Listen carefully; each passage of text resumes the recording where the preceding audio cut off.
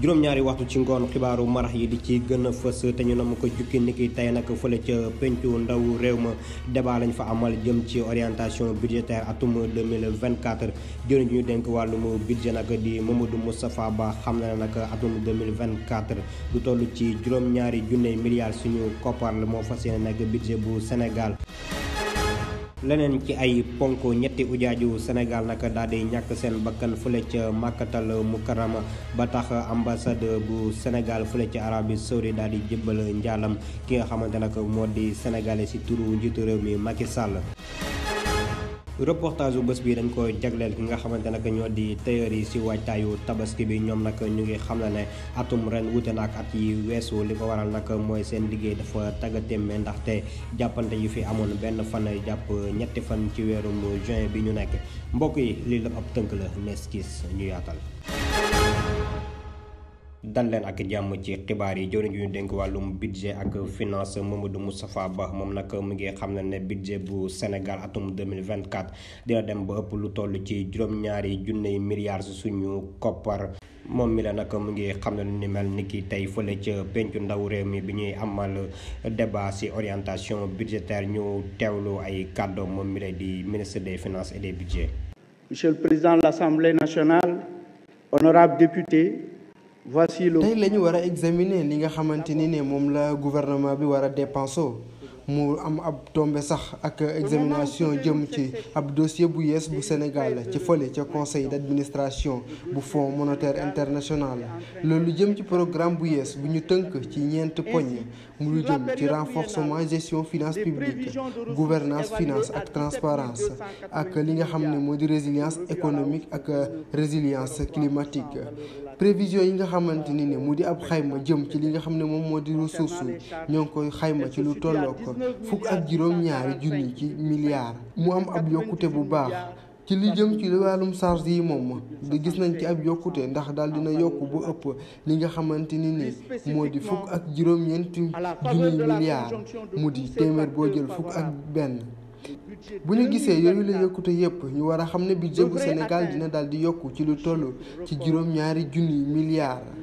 bu ñu xoolee loolu sax ak atum 2023 ñu xam ne yokkute bu baax a baax am na ci ndaxte am na lu yokkute lu toll ci juróomi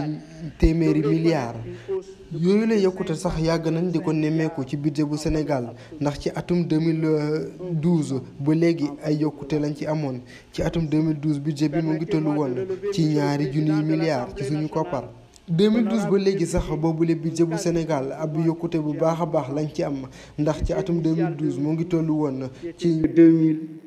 2344,8 milliards. ci bi ñuy amal débat d'orientation budgétaire boobu nag foofu ca pencu ndaw réew mi ki nga xamante nag moo di Ahmed Aïdara bi mu jëlee kàddu rek ñaawlu na bu baax a baax ñoom ñi leen di amal seen liggéey ca jooju jamono ñeent ci seen ay naataango fare ca kujje gi yoon teg leen loxo ci jamono joo xam ne waa groupe parlementaire bu yeewi askan wi ñu ngi ñaan rek ngir ñu bàyyi seen ay naataango yooyu nu mu gën a gaawee nga xam ne rek dañ leen jàpp ni ki démb ginnaaw rek bi ñu àndee ak yenn ci sénégalais yi rek ngir dindi blocus ba ñu def ca makkaanu wala sax ca buntu makkaanu Ousmane Sonko ñoom ñi leen nag député yooyu di Cheikh Thioro Mbacké Alphonse Mané Samba Dang ak ki nga xamante nag moo di Bakary Diédhiou waa coalition Yewwi Askan Wi di fàttali nag ne loolu yooyu arrestation day daal di violer rek article 61 bu constitution ak règlement intérieur ca pencu ndaw réew ma. Je vais répondre parce que maintenant le moment est venu pour répondre. ñu bëri ngi naan na président wax ma jàppoon naa ne jotul woon ngir ñu daal di ci wax mais jamono jiñ toll nii moom jot na ngir ma daal di ciy tontu donte du doon tey nag dinaa def ab discours de la nation mais nag du dépendre ci contexte bi ñu nekk ndax ay yuuxu fi manifestation ak i rapport du loolu moom moo déterminer choix bu président de la république li ñu war a mën a xam rek moom moo di choix bu libre lay doon ak bu souverain question wu mandat bi 2 wala 3 na seen xel dal dinaa ci àddu ndax jàpp naa ne léegi moom jot na ngir ma wax ci mais lépp li ma mën a xamle daal moo di ab choix bu libre souverain te lépp lu ci mën di tukkee tamit dinañ ko daal di assumer. Comme ça au moins que les gens aient le temps de bien manger leur.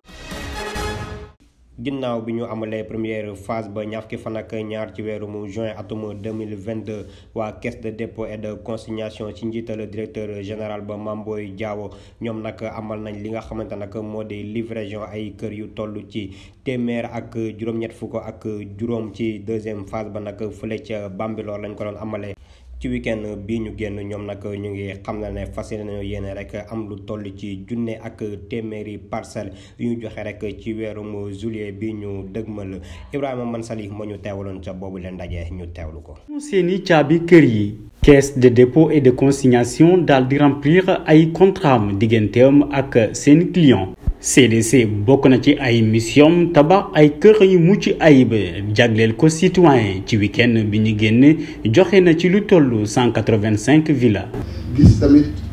ñi nga xam ne jotoon nañ am rapport de confiance ak ñun ñu teew fi ak ñi nga xam ne ñu ngi koy soog a am loolu sant Yàlla lay doon day wane ni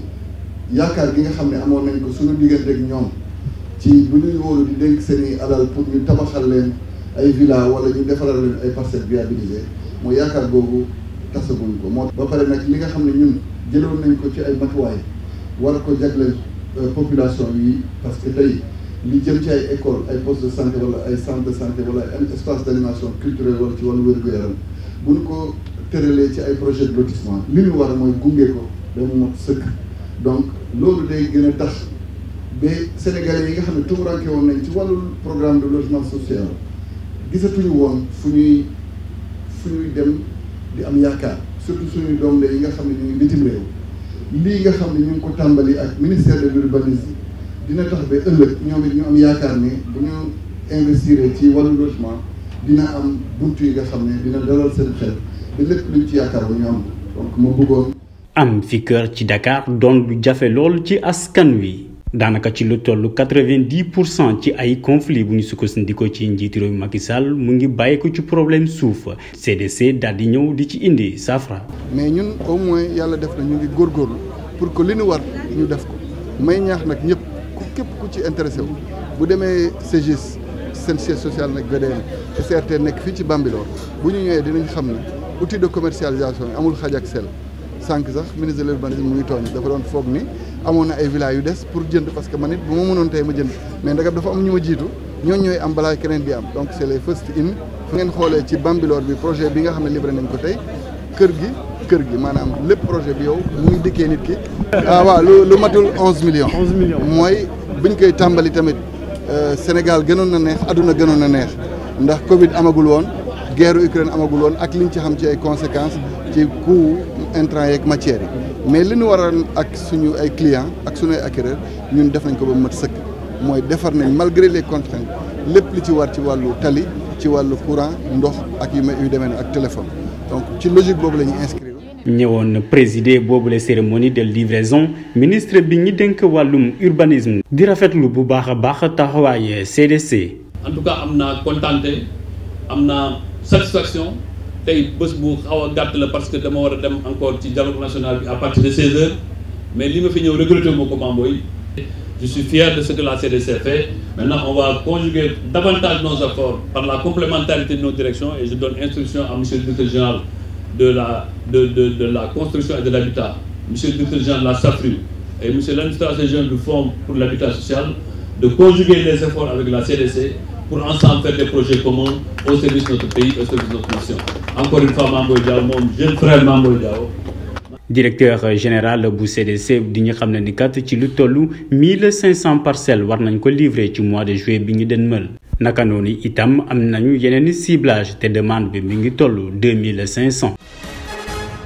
ñu àddu wax ci leneen ñett ci ay ujaaj yu sénégalais nag ñoo daal di ñàkk seen bakkan fële ca Makkatal Mukarrama ginnaaw bi ñu demee rek ca boobule bërëb bu sell ngir amal seen juróomeelu ponku l'islam délégation générale bu jiite boobule aj rek moo jot ab xibaar génn àdduna kenn ku jigéen ci ndorteelu aj bi foofule ca Médine laata ñuy confirmer identité am rek la ñu am xibaar ne am na keneen ku ñàkk bakkanam moom nag oto moo ko fiir fu soliwul dara Kaaba ga ñetteelu doomu aadama yi ñàkk bakkanam nag mu ngi ko def ginnaaw bi ñuy amale visite hébergement yi maanaam fan leen war a dalal identité yooyu les doomu aadama ñàkk seen bakkan nag jotaguñ ko communiqué waaye ambassadeur bu Sénégal ci Arabie Saoudite Mamadou Sall mu ngi jiital ak njàllam ci kàddu njiitu réew mi Macky Sall di jàlle ñi nga xamante nag ñoo di yooyu les ujaaji ak sax ñi nga xamante ne ñoo di famille bi ak sénégalais yépp yi nekk ci biir réew mi ak ci biti réew.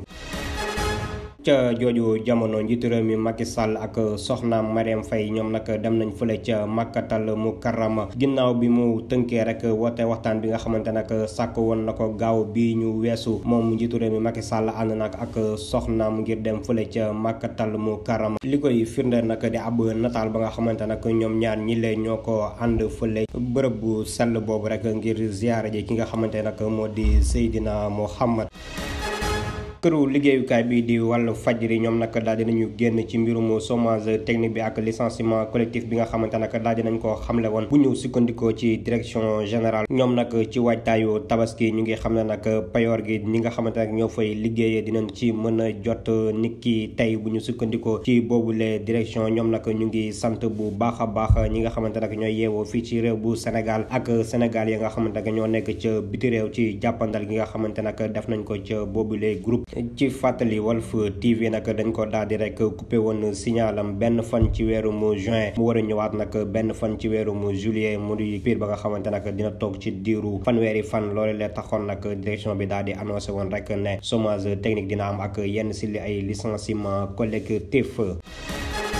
ca xeex ga ñuy xeex tukki bu jaarul ci yoon au commandement bu gendarmerie daal dina amal rek ayu bés bi ñu génn fukki fan ak juróom-ñett jàpp ñaar fukki fan ak ñeent ci weeru mu juin ab saytu rek jëm ci wax yu nekk ci réew bu Sénégal ca loolu rek la ñu daal di teg loxo lu toll ci téeméer ak ñeent fukk ak juróom-benn candidat ak lu toll ci juróom-ñeenti organisateur rek lañ daal di teg loxo ci diwaan bu Ndakaaru jàpp Ndar Géej ak Ziguinchor ba si diwaan bu Thiès gendarmerie nationale nag di woo ñi nga xamante ne ñoo di waajur yi ngir ñu bën a bàyyi xel seen ay njaboot ci jamono ji nga xamante nag ñu ngi waajal fête bu tabaski nga xamante nag day nekk prox ndool ngir organisateurs yi ngir ñu jéem jël ay trafic de migrants maanaam rek di yóbbu ndaw ñi ci anam yu leerul fële ca tugal. maa ngi leen ko doon junj ci bopp xibaar yi reportage bés bi dañ koy jagleel tailleur yi nag ñoom nag ñu ngi xam ne atum ren wuute nag yi nga xamante nag moo weesu li ko waral jàppante yi fi amoon ba tax askan wi ñu si bëri daal di rek yéex a andi seen ay ñaw ñoom nag loolu daal di leen di gàllankoor ndaxte jamono ji dañuy liggéey daanaka ci pression ki nga xamante ne moo di Cheikh Tidiane Thiam ak Emmanuel Sarr doxoon nañ daje ak ñenn si ñoom ñu seetaan reportage. ñeenti fan moo des ñu jëm ci tabaski bi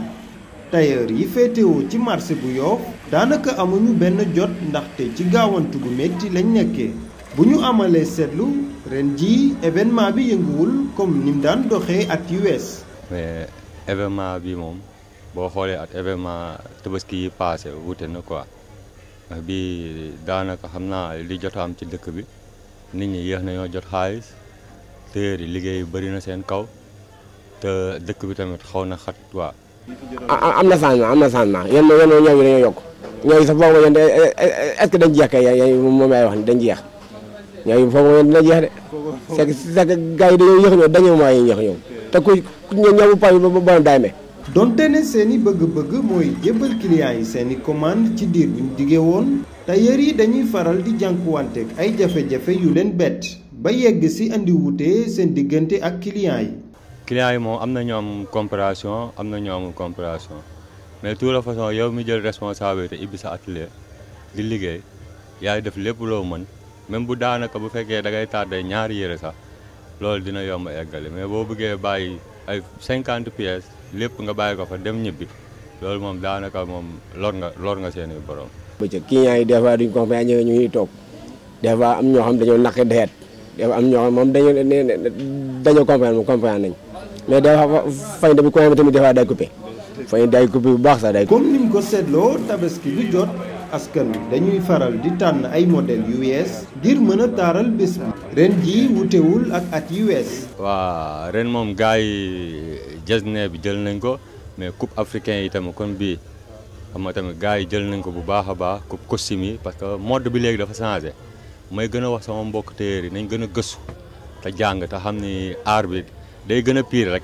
gën a compliqué mais liggéey bu set la laaj ak teg ko ci ay règles. tabaski bokk na ci événement yi jullit yi féetewu ci Sénégal di gën a màggal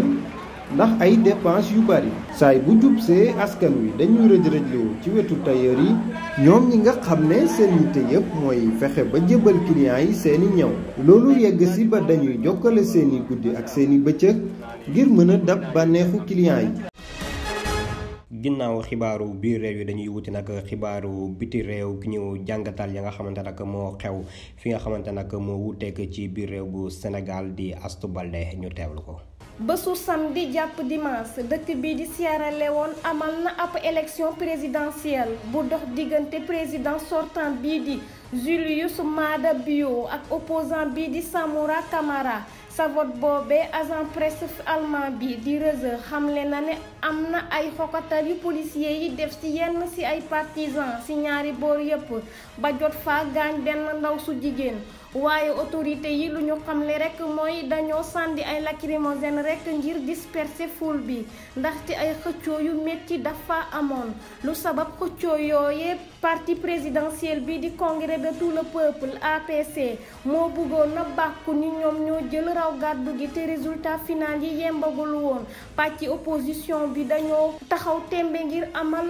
am lu leer ci lu soxal résultat yooyee waaye commission d'observation électorale de l'Union européenne lu ñu yëgle rek mooy seen xel tey na ci nu ñu doon saytoo limu carte yi waaye fondation bi ñuy dippee fondation carte lu mu yëgle rek mooy vote bi ni ñu ko doxalee amutu ab leeraange maanaam manque de transparence totale. ci tournée wu ñetti fan bu mu amal sa Marseille moom njiitum réewu France di Emmanuel Macron lu ma xamle rekk ci week-end bi ci ab entretien ni que képp ku ñu jàppee mu laale ak lii di drogue ci saa si lay fay lii di amende bu ñu teg ci ndoddam soit par carte bancaire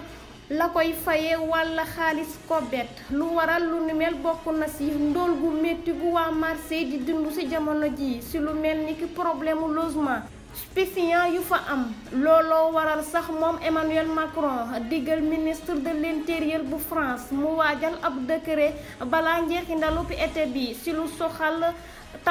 soxal taxawal juróomi junni agent de paiement ngir génnee Marseille ci guute gu ñu ne.